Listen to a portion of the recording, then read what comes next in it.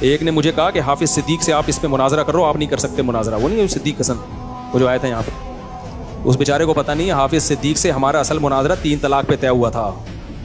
مجھے پتا تھا حافظ صدیق زہر کا پیالہ پی لے گا, 3 طلاق پہ میرے سامنے کبھی بھی نہیں بیٹھے گا. میرا 3 طلاق پہ بیان کیا, اس کے نیچے کسی نے کمنٹس کیے ہوئے حافظ صدیق کو بلا لو, آپ کو بتا دے گا وہ کیا ہے. حافظ صدیق کو 100 دفعہ بلا چکا ہوں میں. جو لوگ تھے نا اس کے ارد گرد, ان سے پوچھو آپ کہ اصل تو طے ہوا تھا 3 طلاق پہ, اور مجھے پتا تھا یہ بھاگے گا 3 طلاق پہ, یہ زہر کا پیالہ پی لے گا, کبھی نہیں بیٹھے گا میرے سامنے. اب تو تھریٹس ویسے ہی ہے نا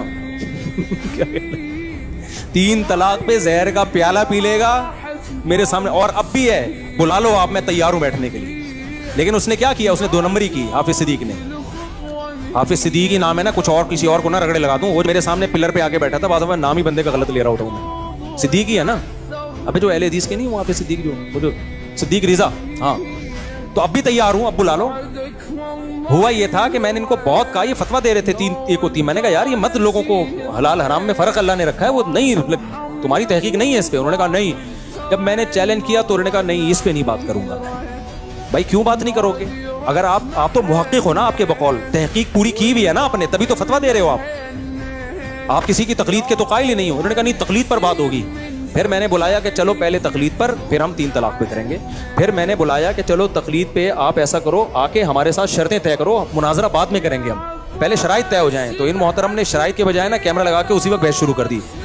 اسی وجہ سے میں نے جہلم جانے میں اتنی احتیاطیں کی تھیں کہ پہلے شرائط طے ہوں, کیونکہ میں ایک دفعہ بھگتا ہوا تھا کہ یہ شرائط ورائط کے بغیر ہی بحث شروع کر دیں گے اور کیمرے لگا کے کیش کرانے کی کوشش کریں گے. یہ شرارت میں دیکھ چکا تھا.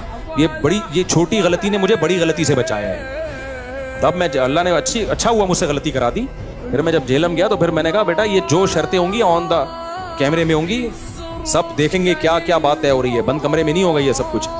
تو یہ اسی وجہ سے یہ بھگتا ہوا تھا میں. تو حافظ صدیق کے بارے میں جس نے کمنٹ کیا نا مفتی صاحب اس پہ 3 طلاق میں بات نہیں کریں گے, حافظ صدیق سے پوچھو مفتی صاحب نے آپ سے 3 طلاق پر مناظرہ کرنا ہے. کنفرم ہے کہ اس رات حافظ صدیق کو نیند نہیں آئی, کنفرم.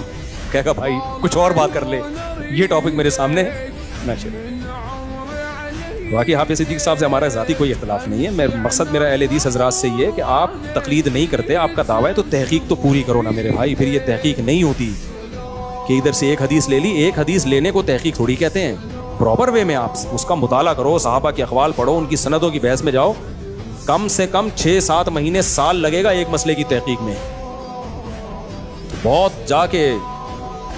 تب ہم تو کہتے ہیں یہ کام مجتہدین نے کر لیا, ان کو فالو کر لو, بس کوئی اور کام کرو. لیکن آپ کو شوق ہے یہ کرنے کا تو پھر پراپر وے میں کرو. جہلم والی سرکار کی طرح مت کرو کہ عبداللہ بن عباس نے 2 نمازیں اکٹھی پڑھی ہیں. تو ہم کب منع کر رہے ہیں کہ اکٹھی نہیں پڑھی ہیں بھائی, اکٹھی پڑھی کیسے ہیں؟ ہم کہہ رہے ہیں ظہر کو عصر کے وقت میں اور عصر کو مقدم کر کے, یعنی عصر کے قریب پڑھا ہے ظہر کو. ان کے شاگرد بھی یہی کہہ رہے ہیں. آپ کہہ رہے ہو ظہر کو عصر میں قضا کر کے پڑھا ہے. یہ نہیں ہے بھائی صاحب, یہ آپ کا اپنا بنایا ہوا اجتہاد ہے. اور یہ حنفیوں نے نہیں کہا, یہ ساری امت یہی کہہ رہی ہے جو میں کہہ رہا ہوں.